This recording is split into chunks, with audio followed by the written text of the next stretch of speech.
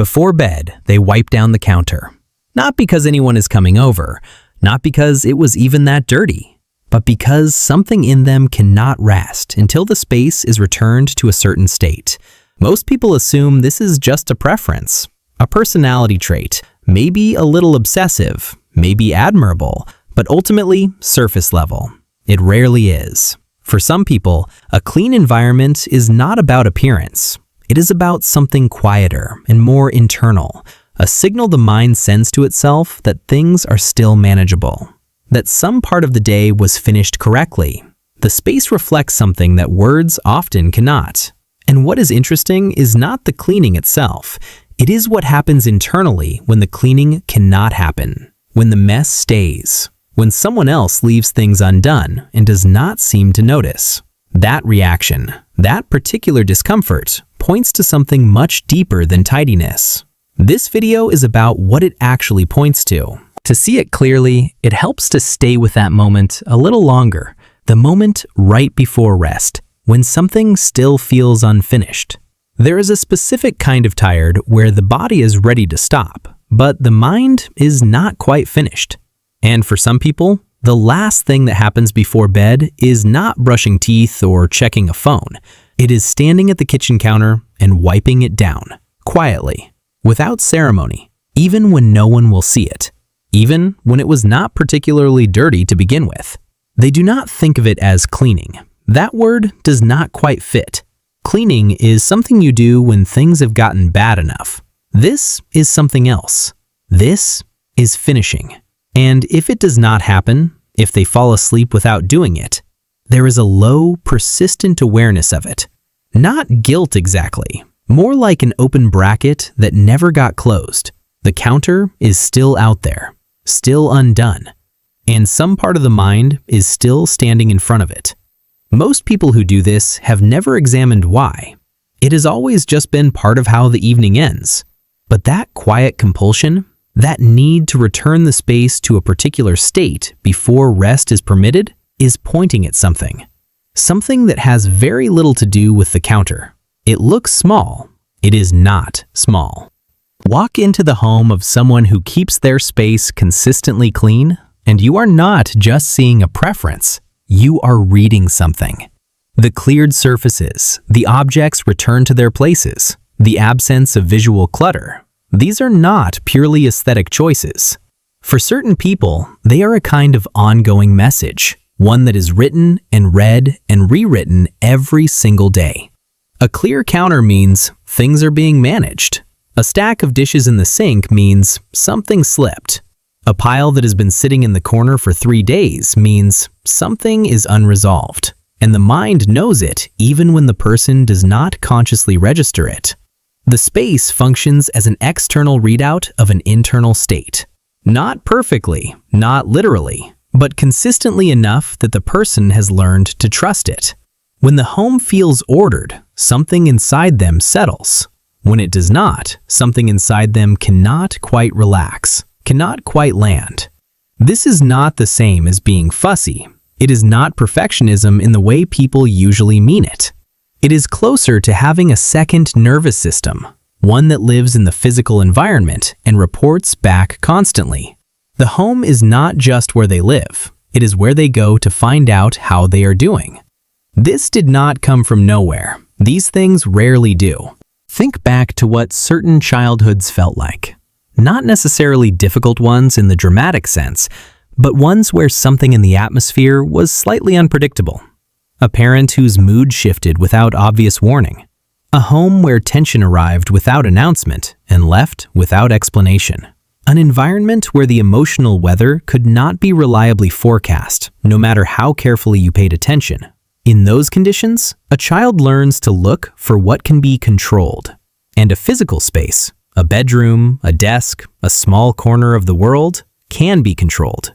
You arrange it, and it stays arranged. You clean it, and it stays clean. In a world where so much felt uncertain, here was one thing that reliably responded to effort. Control was not optional. It was relief. Psychologists describe this pattern as a form of compensatory control. the mind finding stability in the concrete when the emotional environment feels unstable. But in the moment, it did not feel like a strategy. It just felt like relief. The room was tidy. Something at least was right. The coping mechanism worked so well that it eventually stopped feeling like one. It became simply how they were. The person who keeps things in order. The one who notices when something is out of place. They carried that quiet skill forward into adulthood without ever needing to examine where it came from. Every person who maintains their space with real consistency carries a threshold they cannot fully explain to anyone else. A level of disorder that can be tolerated, and a point beyond which something quietly shifts, not into anger, but into something more like dissonance. A kind of internal friction that does not go away until the environment is restored. The problem is that this threshold is invisible to everyone except the person who holds it. So the guest who leaves their mug on the wrong surface does not know they have crossed anything. The partner who drops their jacket on the chair and forgets about it is not making a statement. They are simply moving through the space in the way that feels natural to them. They do not notice that something has been quietly maintained, because maintenance, when done well, erases the evidence of its own necessity. And that is the particular loneliness of it. The person who tidies the space after everyone else has gone to bed is not usually angry at the people who left it undone. They are tired of being the only one who noticed it needed doing. There is a difference. Anger wants a confrontation. This wants acknowledgement. It wants someone else to see the counter the way they see it, not just as a surface, but as a signal. And when no one does, the translation fails in a way that is hard to name and harder to explain. The mess was just a mess to everyone else, but to them, it was information. Here is what sits underneath the behavior once you follow it far enough down. Cleaning is one of the only domains in adult life where effort produces a guaranteed result. You wipe the counter, and the counter is clean. You put things away, and the room is ordered. The relationship between action and outcome is direct, reliable, and immediate. The space does not have moods. It does not change its mind. It does not require negotiation, unlike relationships, which can deteriorate despite real effort. Unlike work, where results are often slow, indirect, or dependent on variables outside your control.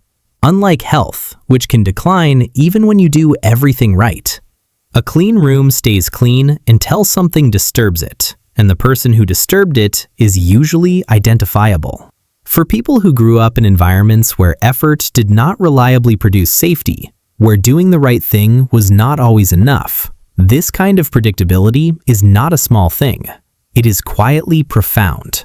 It is not about the counter. It is about certainty. This is not rigidity. It is not obsession in the clinical sense. It is a sophisticated, largely unconscious emotional regulation strategy. The person is not just cleaning. They are restoring a feeling. They are returning to a place in themselves where competence and outcome still correspond, where the world, in this small but real way, still makes sense.